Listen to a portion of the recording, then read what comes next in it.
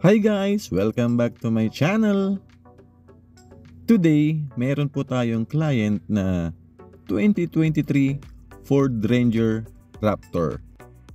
Actually, kakalabas lang to nung isang araw. Ang tinakbo lang nito nasa 95 kilometers pa lang po.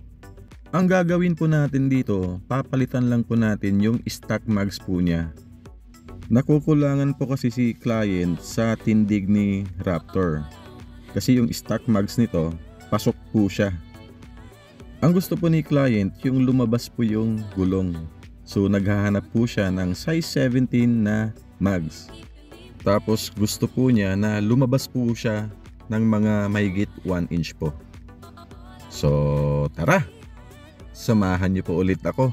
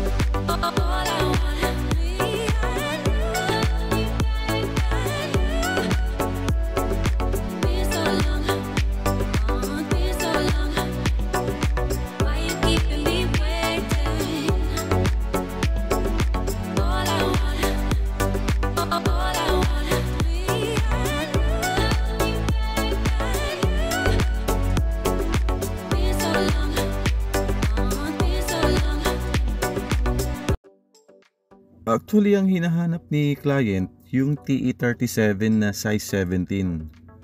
Dahil wala po tayong TE37 na size 17, sinuggest ko tong mga Black Rhino.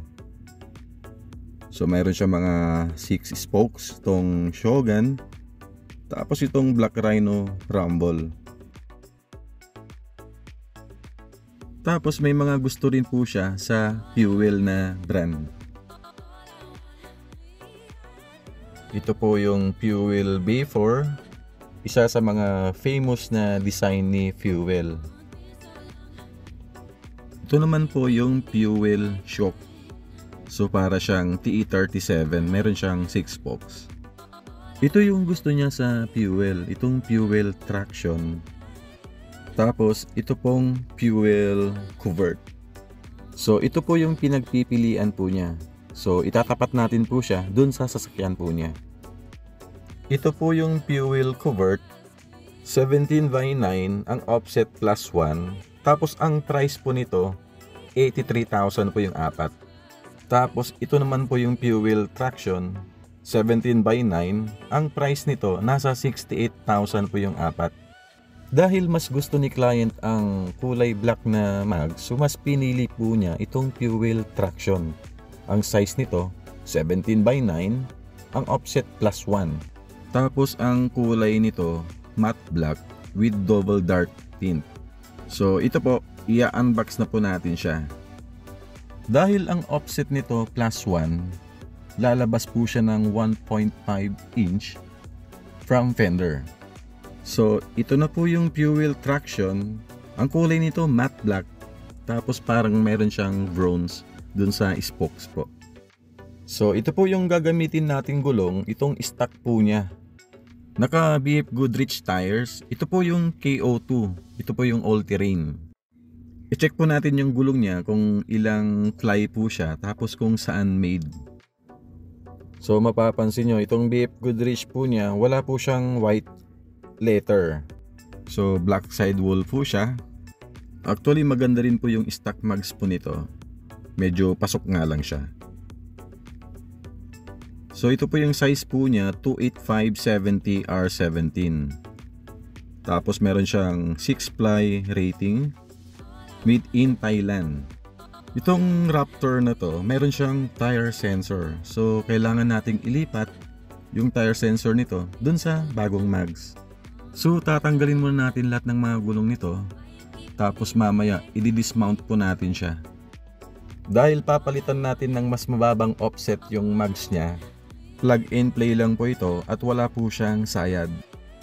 Actually, yung size ng stock mags po niya, 17 by 8.5. Tapos ang offset plus 55. So kung mapapansin nyo, pasok na pasok po yung stock mags po niya. Ngayon, ang gusto ni client, lumabas yung gulong. So lalagyan natin ng +1. So lalabas na po ito. Ngayon, dahil lalabas na po yung gulong, hindi naman po sasayad. Kahit 28570 R17 yung stock po niya. So plug and play lang po tayo. Ito po yung tire sensor dito sa stock mags ng Raptor. So meron po siya. So kailangan nating ilipat po yan. Syempre, pag tinatanggal yung mga tire sensor, lagi nating tatandaan kung saan siya nakapwesto kanina. Kung tinanggal po natin kanina sa front right, so doon po natin ilalagay mamaya yung gulong. Ito po, natanggal na po natin yung mga gulong doon sa stock mags. Mamaya, ito po yung isasalpak po natin doon sa fuel traction na mags. So ngayon, tatanggalin muna natin tong tire sensor dito sa stock mags. Tapos, ililipat po natin siya doon sa bagong mags. Dahil mahirap po tanggalin yung TFMS valve na stock, so papalitan po natin siya ng bago. So ito na po yung bago, so ikakabit na po natin siya. Ito, na-install na po natin yung tire sensor dito sa bagong mags. Ito na po siya. Itong tire sensor, nasa loob po siya ng gulong. Ngayon, ikakabit na natin yung mga gulong. Itong BF Goodrich KO2 28570 R17. Yung specs ng ganitong mags at gulong, pag kinabit mo siya sa next gen Ford Ranger Wildtrak, sasayad po siya. Kasi mababa yung offset ng mags +1. Pero pag gagamit tayo ng ganitong mags 17, tapos ang offset +20 kasi may mga fuel na ganyang specs, kakasya po siya sa mga Ford Ranger Wildtrak. Ngayon, kung tatanungin nyo kung kakasya yung stock mags and tires ng Raptor sa mga Ranger, kasya po siya, walang sayad. Kahit po sa mga Ford Everest po. So ito po, naka wheel balance na po siya. Kailangan nakabalance yung mga gulong para pagdating sa high speed, wala po siyang vibration o kaya wiggle. So ngayon, i-install na natin lahat ng mga gulong. Pag nag-size 18-inch pala kayo na mags na mga aftermarket, kagaya ng mga Fuel, VLF, ang tamang size po dyan, 28565 R18. So kasya po yan. Tapos kung size 20 naman po, ang tamang size po dyan, 28555 R20. Kasya po yan. Maganda rin ang size 17 dito sa Raptor. Unang-una, para magamit din natin yung stock na gulong. Lalo na BF Goodrich po yung gulong nito.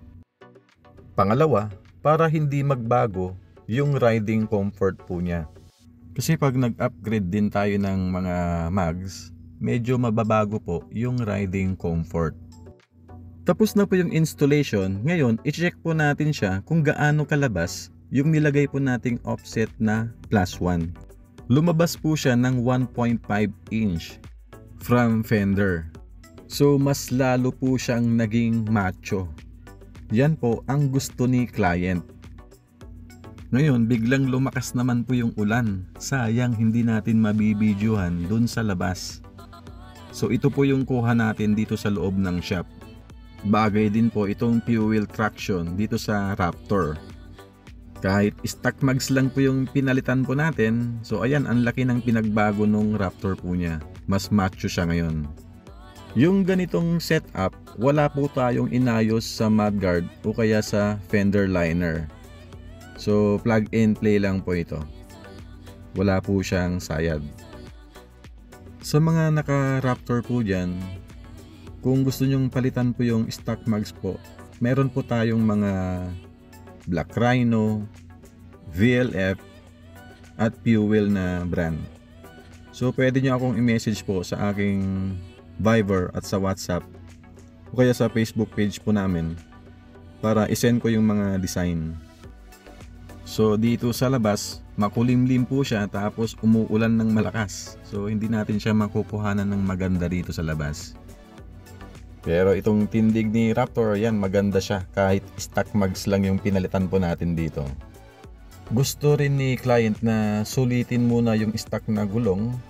Tapos pag nagpalit na siya, lalagyan po namin ng 295/70 R17. Tapos kunting adjustment lang dun sa mudguard. Kung meron kayong mga katanungan, mga inquiries, pwede nyong i-comment po dito sa baba. Or i-message po ako sa Viber or sa WhatsApp. Pwede rin po sa Facebook page. So hanggang dito na lang po ang video na to. Kung nagustuhan mo ang video na to, please like and subscribe. Ride safe guys! Bye!